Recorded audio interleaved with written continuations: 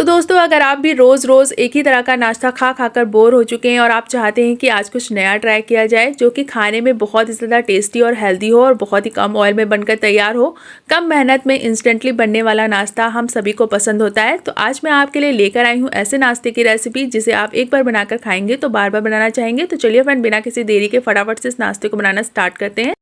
तो दोस्तों, इस नाश्ते को बनाने के लिए हम इस्तेमाल करेंगे मटर। तो यहाँ पर मटर आपको मोटे दाने वाली इस्तेमाल करनी है, छोटे दाने वाली मटर का इस्तेमाल नहीं करना है जो कि खाने में मीठी होती है, उसका इस्तेमाल यहाँ पर इस नाश्ते में नहीं करना है। तो देखिए, इस तरह से मोटी और ड्राई वाली मटर का इस्तेमाल करेंगे, इससे ही हमारा नाश्ता बहुत ही ज़्यादा अच्छा बनकर तैयार होगा। तो मटर को आपको एक बार अच्छे से वॉश कर लेना है, उसके बाद इस्तेमाल करना है। तो सबसे पहले एक छोटा सा जार ले लेंगे और इसके अंदर अपनी मटर को हम ट्रांसफ़र कर देंगे। तो ध्यान रखिएगा, आपको पूरी मटर इस्तेमाल नहीं करनी है, थोड़ी सी मटर आपको यहाँ पर बचा लेनी है। तो मटर को डालने के बाद अब इसके अंदर हम ऐड करेंगे 2 हरी मिर्च। हरी मिर्च आप अपने स्पाइस के अकॉर्डिंग डालिएगा, जितना स्पाइसी आपको पसंद है। इसके बाद हम इसके अंदर ऐड करेंगे आधा इंच अदरक का टुकड़ा। तो अदरक के टुकड़े को आपको 2 से 3 भाग में इस तरह से डिवाइड कर देना है ताकि इसे पीसने में आसानी हो। तो यहाँ पर आप चाहें तो इस टाइम पर इसमें लहसुन की कलियाँ भी ऐड कर सकते हैं, लेकिन मैंने यहाँ पर नहीं डाला है। इसके साथ ही हम इसमें ऐड करेंगे थोड़ी सी फ्रेश धनिया। तो धनिया को आपको डंठल सहित डालना है, इससे हमारे नाश्ते का टेस्ट बहुत ही ज़्यादा अच्छा आएगा। तो अब इन सभी चीज़ों को हम अच्छे से ग्राइंड कर लेंगे। तो देखिए, यहाँ पर मैंने इसे पल्स मोड पर चलाते हुए 1 से 2 बार अच्छे से ग्राइंड कर लिया और ये कुछ इस तरह का दरदरा सा पेस्ट बना है। तो अब इसके अंदर हम पानी डालेंगे 1/4 कप जितना। तो अब इसमें पानी डालकर हम इसे फिर से पीस लेंगे। तो चलिए फटाफट से एक बार और पीस लेते हैं। तो देखिए, यहाँ पर हमने मटर को फिर से पीस लिया है और अभी मैं आपको इसका टेक्सचर दिखा रही हूँ। तो यहाँ पर आप देख सकते हैं अभी भी यहाँ पर इसका जो पेस्ट है वो थोड़ा सा दरदरा है और इसके जो छिलके हैं वो अच्छे से ग्राइंड नहीं हुए हैं। तो इसलिए आपको इसे धीरे धीरे पानी डालकर अच्छे से फाइन पेस्ट तैयार करना है ताकि इसके जो छिलके हैं वो एकदम अच्छे से पिस जाएं। तो जिस मेथड से मैंने आपको इसे पीसने को बताया, सेम उसी मेथड से अगर आप इसे पीसेंगे तो आपका जो पेस्ट होगा वो एकदम फाइन पीस कर तैयार होगा। तो यहाँ पर हमारा पेस्ट बनकर रेडी हो चुका है और आप इसकी कंसिस्टेंसी भी देख सकते हैं, एकदम फाइन हमारा ये पेस्ट है। तो यहाँ पर पेस्ट को एक बोल में ट्रांसफ़र कर लेंगे। इसके बाद हम इसके अंदर ऐड करेंगे टेस्ट के अकॉर्डिंग नमक। क्योंकि हमने यहाँ पर ड्राई मटर का इस्तेमाल किया है, ड्राई मटर को पीस के लिया है, इसलिए हम इसके अंदर थोड़ी सी चीनी ऐड करेंगे। इससे हमारे जो मटर का टेस्ट होगा वो बहुत ही अच्छे से इन्हांस होगा और इसके अंदर जो मिठास नहीं है वो भी इसमें आ जाएगी। तो चीनी को डालकर हम इसे अच्छे से मिक्स कर लेंगे। तो बस 1/4 चम्मच जितना ही चीनी आपको डालना है, बहुत ज़्यादा चीनी का इस्तेमाल नहीं करना है। तो यहाँ पे देखिए, हमने इसे अच्छे से मिक्स कर लिया है। जब हमारी जो चीनी है वो अच्छे से मेल्ट हो जाएगी इस पेस्ट में, तब हम इसके अंदर ऐड करेंगे आटा।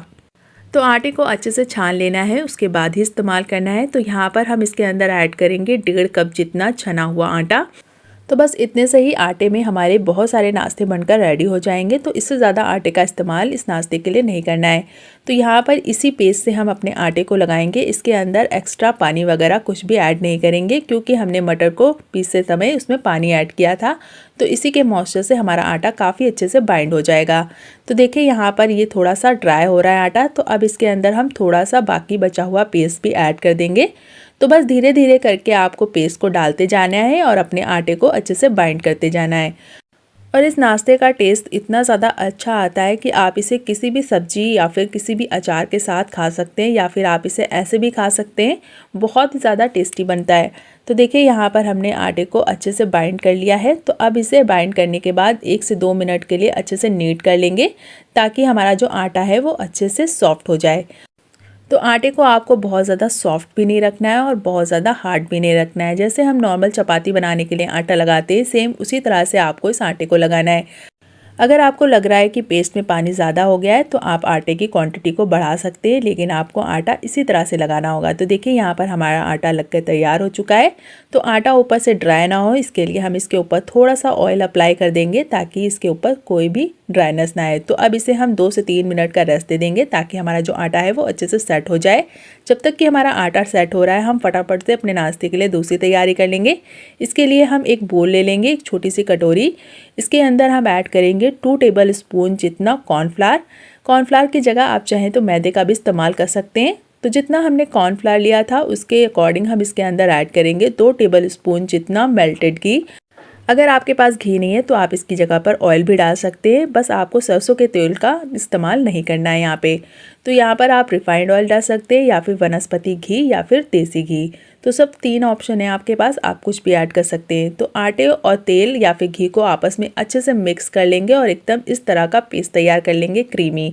तो देखिए यहाँ पर ये हमारा साटा तैयार हो चुका है। इससे ही हमारे नाश्ते में बहुत ही अच्छी सी लेयर आएगी। तो साटा बन गया है, तो अब फटाफट से अपने आटे को हम चेक कर लेंगे। तो देखिए यहाँ पर आटा भी काफ़ी अच्छे से सेट हो चुका है। बस 1 से 2 मिनट लगेंगे इस आटे को सेट होने में, बहुत ज़्यादा टाइम नहीं लगेगा। तो अब इसके हम एक बड़ा सा पेड़ा तोड़ लेंगे और इस पेड़े को हम हाथ से अच्छे से चिकना कर लेंगे। चिकना करने के बाद अब इसे हम बेलना स्टार्ट करेंगे। तो इस आटे को बेलते समय आप चाहे तो इसके ऊपर ऑयल भी लगा सकते हैं या फिर सूखा आटा भी लगा सकते हैं। तो यहाँ पर मैं इसे बेलने के लिए ऑयल इस्तेमाल करूँगी। तो लोई पर ही थोड़ा सा ऑयल इस तरह से लगा देंगे और इसे हम फटाफट से बेल लेंगे। तो जैसे हम चपाती बेलते हैं सेम उसी तरह से आपको इसे बेलना है, लेकिन चपाती से ये थोड़ा सा बड़ा होगा और इसकी जो थिकनेस होगी वो बहुत ही कम होगी, यानी कि ये बहुत ही पतला बेला जाएगा। तो इसे आप जितना पतला हो सके उतना पतला बेल लें। तो देखिए यहाँ पे मैंने इसके ऊपर ऑयल लगा कर इसे बेला है, तो ये काफ़ी अच्छे से बेल कर तैयार हो गया है। तो देखिए एकदम बड़ी सी इसकी रोटी तैयार कर लेनी है। तो यहाँ पर हमने इसे अच्छे से बेल लिया है एकदम गोल तरीके से।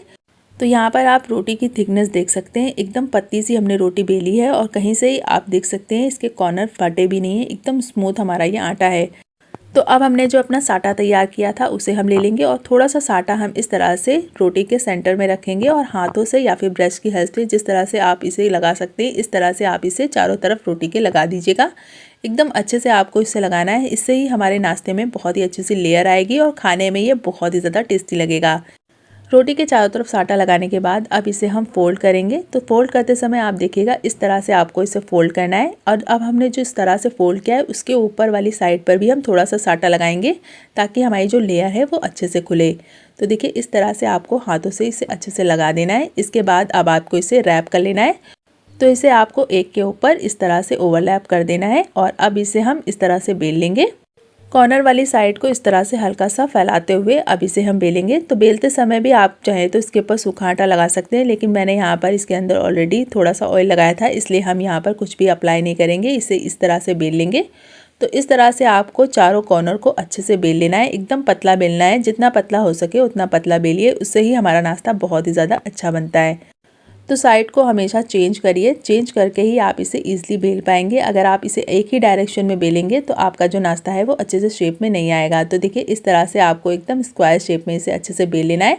तो जितना पतला और जितना बड़ा चाहें आप इसे उतना पतला और बड़ा बेल सकते हैं। तो यहाँ पर मैंने इसे अच्छे से बेल लिया है। तो इसी तरह से अपने सारे नाश्ते को हम बेल कर रेडी कर लेंगे। तो चलिए फटाफट से बेल लेते हैं।